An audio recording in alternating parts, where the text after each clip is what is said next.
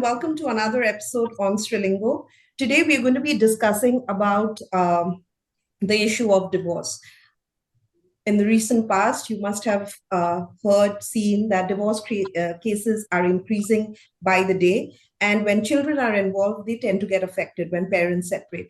What people need to understand is that a child needs a mother as much as a child needs his or her father. Today, I have Seema Reza with me. Ma'am got married when she was 21 and had her first child, a daughter, when she was 22. Then the second child followed, a son, 6 years later. And after 17 years of being together, she decided to separate from her spouse. The reason why I decided to interview ma'am today is because at no point in time during her separation or after her separation did she ever separate her son and daughter from their father. It's a wonderful example for society, more so today, where a lot of custodial battles regarding children are getting very, very ugly. So, ma'am, welcome to Strilingo. I am so excited that you're here today. Thank you for gracing this podcast with your presence. Hi, Smita. Happy to be here. I hope I can add some inputs in the lives of people who are going through a similar situation. Let's start. Sure, ma'am. The first question, ma'am, I have already given a little bit of introduction about you. So the first question would be, when you thought of separating at any point in time, because usually when couples separate, there's a lot of anger, resentment towards your partner.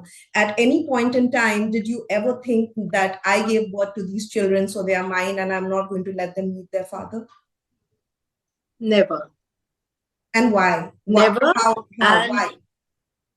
Smita, I don't think anything in my life has happened as a conscious decision. Everything happened organically, and I'm just grateful that I don't think I had that mean bone in me in the first place. I wasn't happy about the separation, but sometimes a situation reaches a stage where, push comes to shove and you feel you have no other choice. So I did take this decision, but I just decided that if you stay positive in a negative situation, you automatically win. So I decided to hold my head high, stay positive, give a very, very positive environment for my children. Never did I ever, bring about anything negative about their father in front of them. They were aware. They were aware of the issues. They were aware of the problem. They were probably at that age where they could process it on their own. Pardon me for correcting you. They were 11 and 16, not 12 and.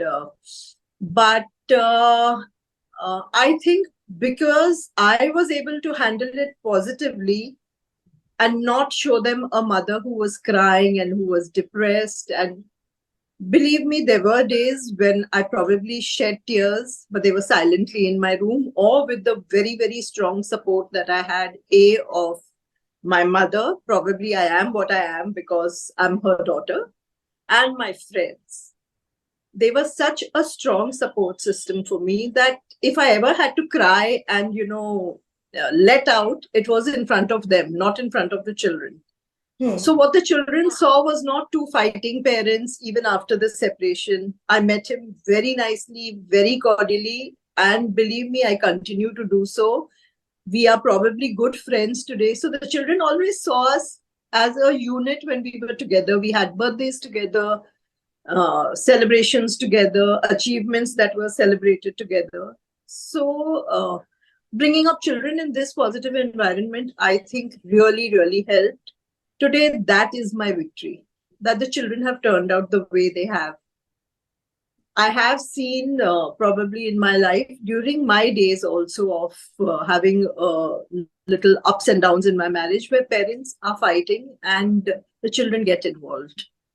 And then the children are asked to take sides.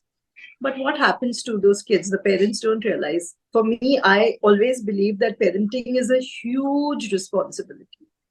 You're never free of parenting, however old your children. And you can't put them through this kind of, because children then will take the easy way. They can take to drugs, they can take to cheating, they can take to dishonesty.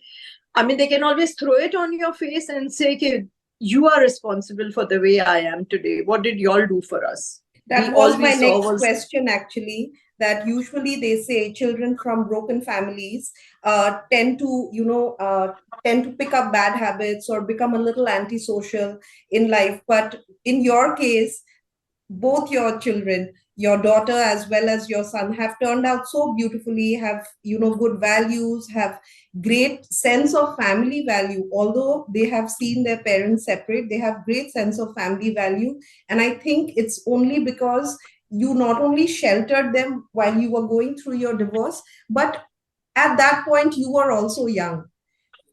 How did this come, how did this thought come into you that, I will not fight with their father in front of them because I need to shelter them?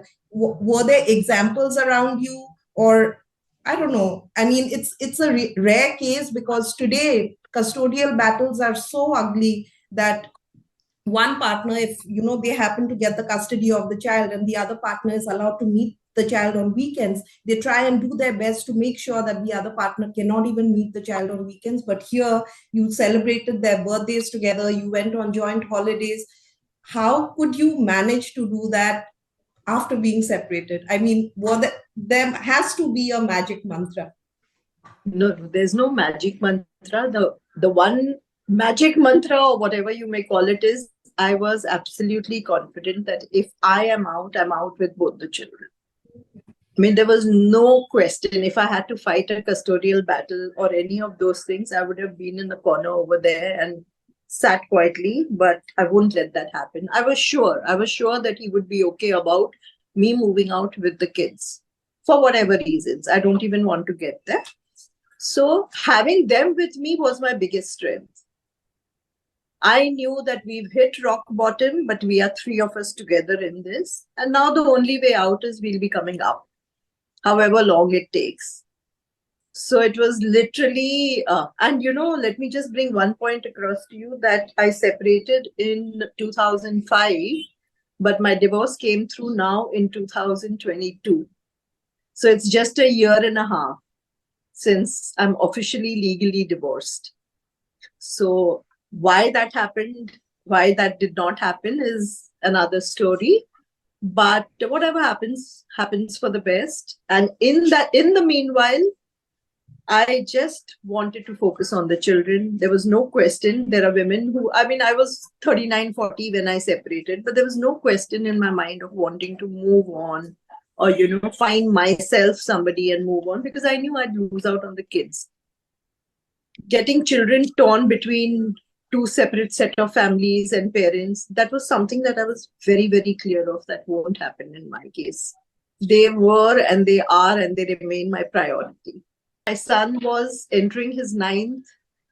He was at a very crucial stage in life, decision making, career decisions, everything.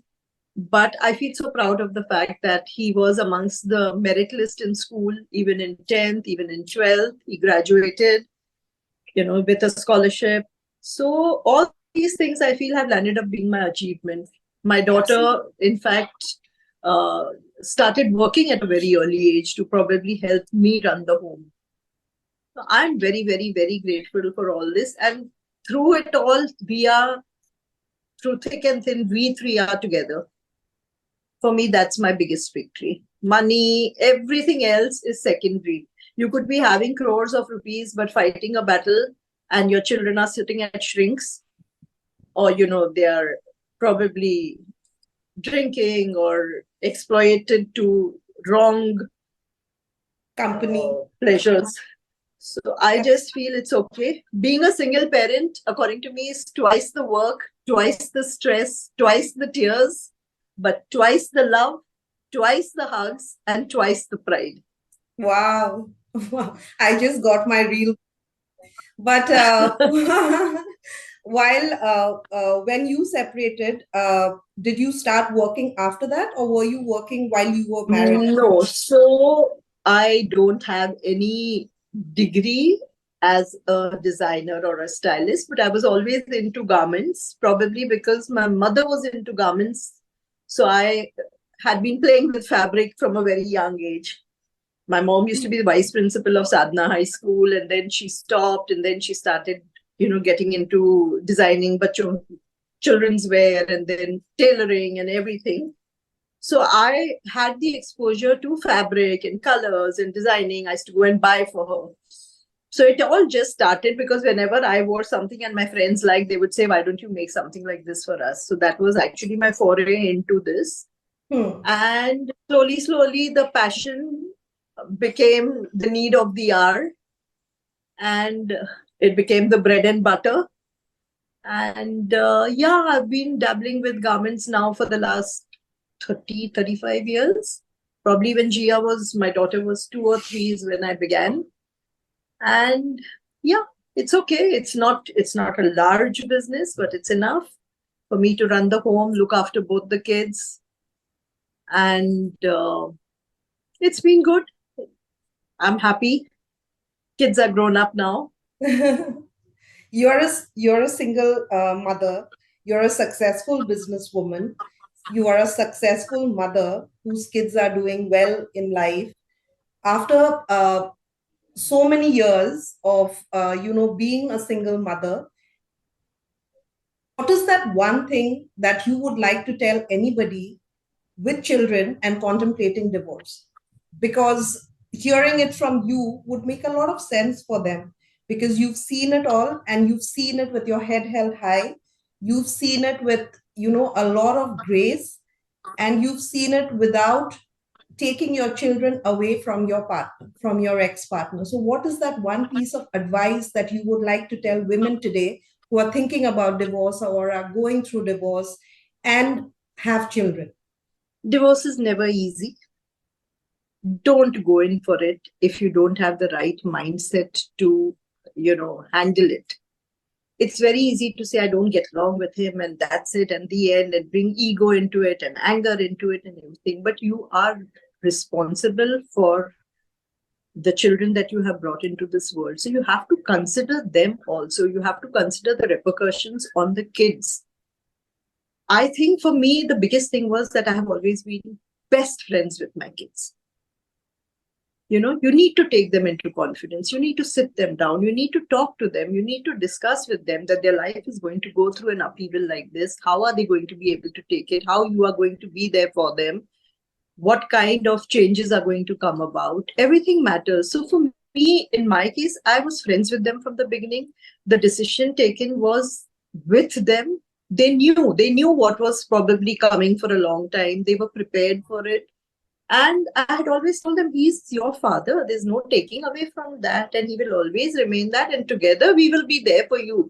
Whether it was a school open house, a parent-teachers meeting or anything, we were there in it together. So rather than having bickering parents, you separate, fine. But try and make it easy for the children. Don't let the children come into a situation where they are taking sides.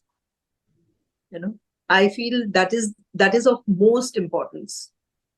I don't know, I'm a very senti person. So for me, their happiness, and I knew that they wouldn't remain happy if we were in a constant negative situation for whatever reasons.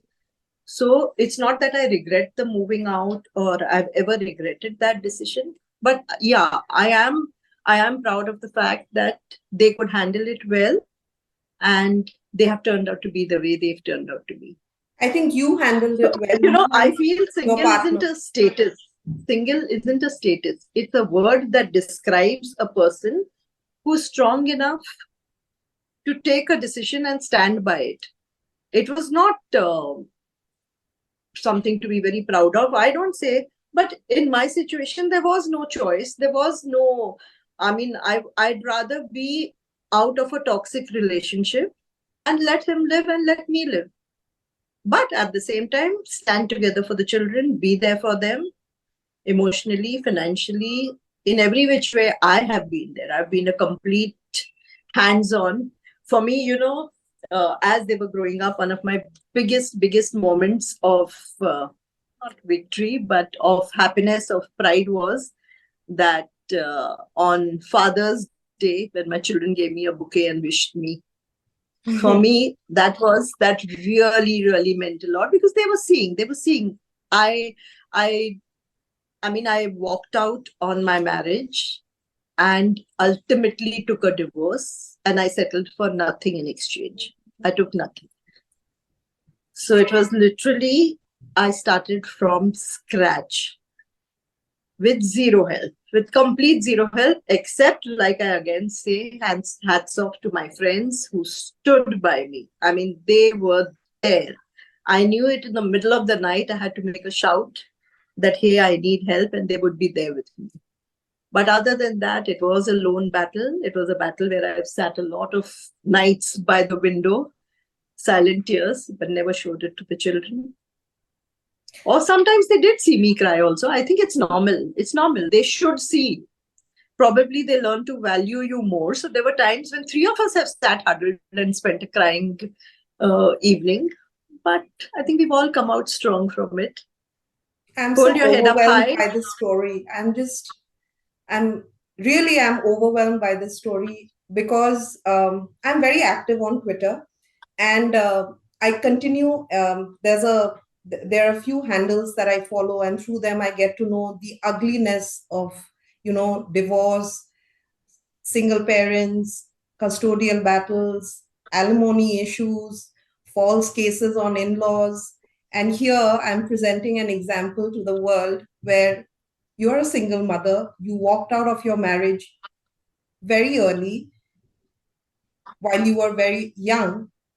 You did not choose another partner for the sake of your children because you wanted to give them, you did not want them to be confused with two kinds of separate families, one being your ex-partner's family, one being your new family. Also, what happens is, you know, your children. My daughter is a introvert personality.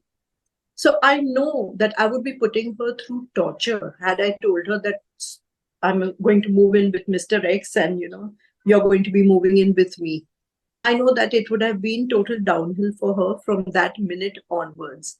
So for me, the choice was very clear. I did not want children who are sitting at a psychiatrist seeking help. I wanted my children with me, growing up with me, and having fun. Let me tell you, it's been great, the ride through all its ups and downs.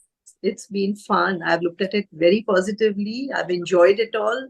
Given a choice, if I had to relive my life all over again, I probably would do the same, hoping it never had to be that way. But also, even today, if you see me with my ex and my children together, nobody would ever believe that this is a family which has probably the parents have separated years ago. We are best of friends, and I'd like to maintain that. I don't think I would want to get into that negative space ever. So I, that helps me sleep better. I enjoy my life. I have my friends, and I have my two lovely kids with me. I think you're just a wonderful person and you serve as an example to society that are fighting these battles. I mean, Not for worth them, it. Not worth it. not worth it, yes, but Not who worth will believe it unless you bring examples out there? The whole point of this podcast was to bring a live example and show it to the world that, keep aside alimony, keep aside custodial battles, keep aside, uh, the bickering and the jealousy and the possessiveness and the ego. And this And is let me the tell kind you, of life you could. people might feel that I came from a great financial backing. So I'm able to say this. No, it wasn't that way. It was not at all that way. It was literally starting from zilch. But I worked my way out. I worked hard, and they were there. They were there to support me. We brought down our needs. We brought down our desires. Nobody needed to know आप बंद दरवाजे में फुल्का और सब्जी खा रहे हो या बटर चिकन और नान खा रहे हो. That was between the three of us. It was fine. As long as we were together, we had our downs, we had our ups, and slowly we grew. This is my 10th or 11th podcast, and I've never wanted to like cry. I'm feeling very overwhelmed because really, ma'am, your story serves as hope, serves as a sense of courage, serves as a sense of confidence. And everything else aside, all of this that I'm saying, all of this aside, it serves as a reality check. What does it mean to have good upbringing, and what does it mean to be a good human being? Thank you so much for doing this. I am so grateful to Thank you. you, Sudha. I Thank mean, you. I'm thank you. I don't have words. Thank you. Thank you once again.